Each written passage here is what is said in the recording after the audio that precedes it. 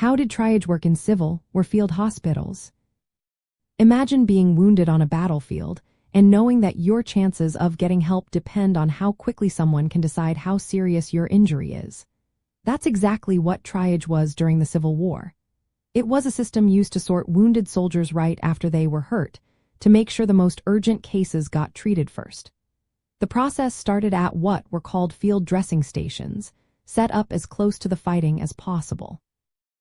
These stations were small, often just tents or makeshift buildings, where medics quickly examined wounded soldiers. They had to work fast, usually spending only about 15 to 60 seconds on each person. The goal was to identify who needed immediate surgery and who could wait. They used color codes to categorize injuries. Red meant the soldier had severe bleeding, broken bones, or major trauma and needed to be taken to a field hospital right away. Yellow indicated injuries that were serious but not life-threatening, like moderate bleeding or fractures that could wait a little longer.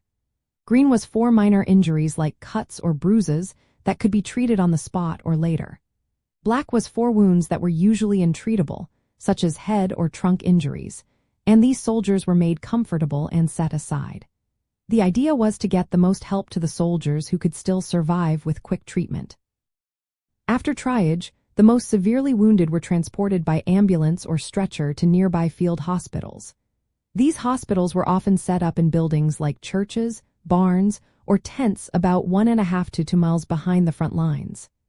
At the hospital, surgeons focused on stopping bleeding, relieving pain with morphine or whiskey, and performing surgeries like amputations. Soldiers with less serious injuries or those expected to recover were transferred to larger hospitals in cities for longer care. This triage system was a major step forward in military medicine. It helped save more lives by making sure the right patients got the right treatment at the right time. It also made better use of limited medical staff and supplies. This approach laid the groundwork for modern battlefield trauma care, emphasizing quick assessment, prioritization, and rapid evacuation.